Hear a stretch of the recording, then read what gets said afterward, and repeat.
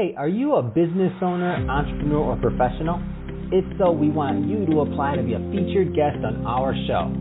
My name is Adam Torres, and I host the Mission Matters series of podcasts. I've recorded over 3,000 episodes, and we are just getting started. How do you know if you'd be a good guest to be on the show? Well, only one way to find out, and that's to apply, but I'm going to let you in on a little secret. We want guests that have a story to tell, guests with a brand, a product, or a service that can benefit my audience of listeners. If this sounds like you, go to missionmatters.com and click on Be Our Guest to apply. I'd love to talk to you and get to know more about your story. Again, head on over to missionmatters.com and click on Be Our Guest to apply. All right, now let's get into the show. Hey, I'd like to welcome you to another episode of the Mission Matters Business Podcast, your source for all things business. My name is Adam Torres. You can follow me on Instagram at AskAdamTorres. Keep up with my book releases, book tour schedule, signings, all that other good stuff. Always love to connect with you there.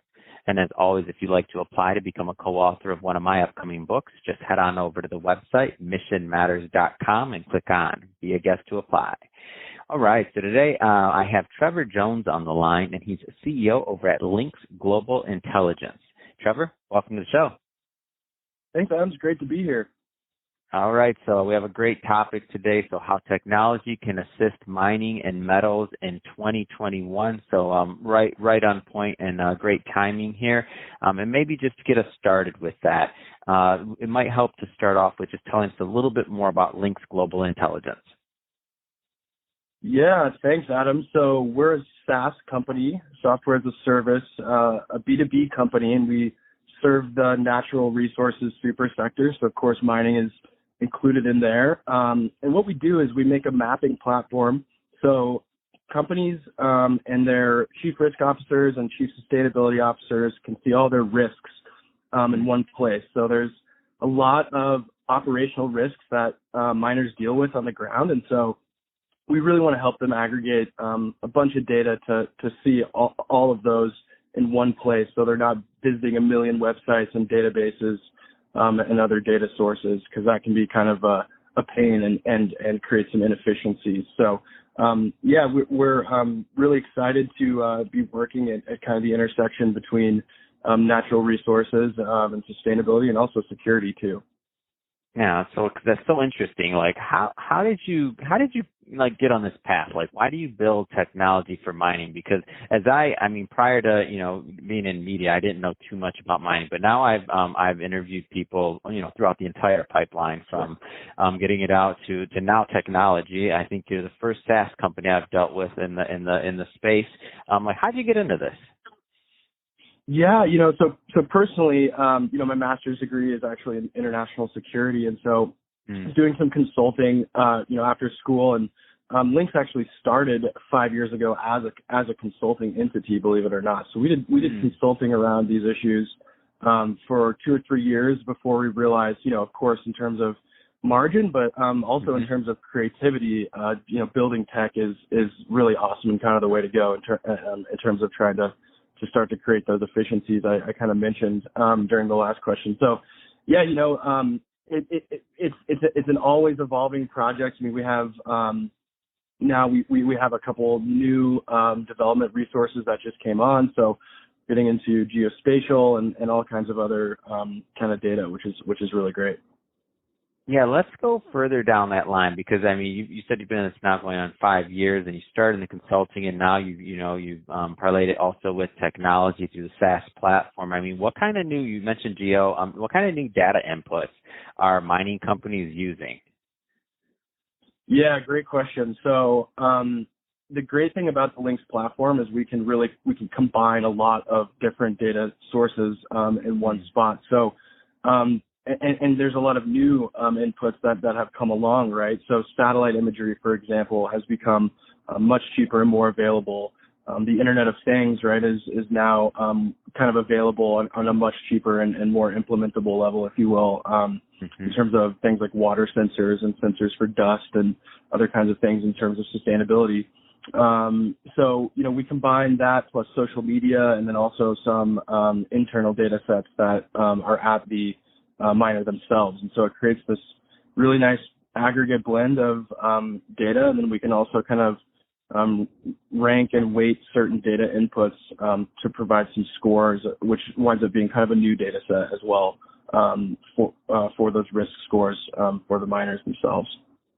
I love the way you talk about mining and the mining industry, because I think it kind of pulls I think manufacturing also gets this they get this unwarranted, I guess, I don't know if it's Hollywood or what, like where people get these ideas, but like, manufacturing, people thought it was like dirty, like you have to be in these, but if you go into a manufacturing company nowadays, it's robots, it's clean, it's very, like, depending on what they're doing, what they're building, very complex. So I feel like mining as a whole, at one point, it has this like stigma of being like a dirty industry, or like, you know what I mean, like dusty, things like that. I mean, what do you think about how, like, the industry overall and how it relates to climate change? I mean, just positioning overall, because it's interesting to have somebody on the line like you who sees the whole pipeline, so to speak. Yeah, that's a really great way to put it, right? So if you kind of zoom out and look at that big picture, we're actually going to rely on mining to drive a sustainable and kind of climate-oriented economy. And what I mean by that is, we need the metals and minerals that are coming out of the earth for things like the battery in your Tesla, right? Or for your solar panel.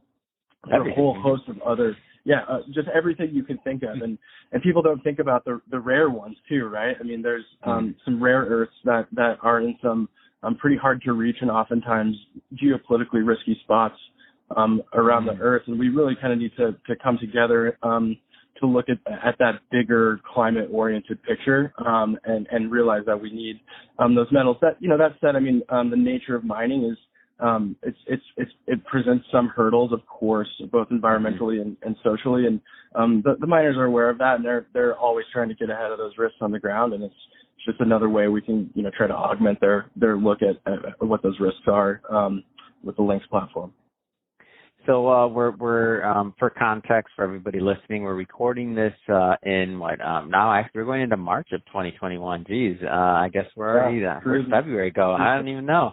So that being said, what's on the horizon for Lynx Global Intelligence just overall? Anything coming up later this year or that you're working on? You care to comment on?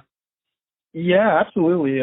Lots of good stuff. I mean, one thing is we're building a bit of a consortium with miners, mining companies, mining finance, but also some academics, and then some computing and also community and sustainability-oriented partners. And so that consortium should produce a lot of great ideas and thought leadership around this kind of sustainability plus natural resources look at driving some of the economic things I mentioned earlier, but also, we're raising money. Always good to mention that. And then we have a host of great banner clients that we're going to start talking about soon, including some large institutions and some of the bigger companies in the world, which is really exciting. I mean, I feel very fortunate to kind of try to create some impact from inside the arena or on the field, if you will.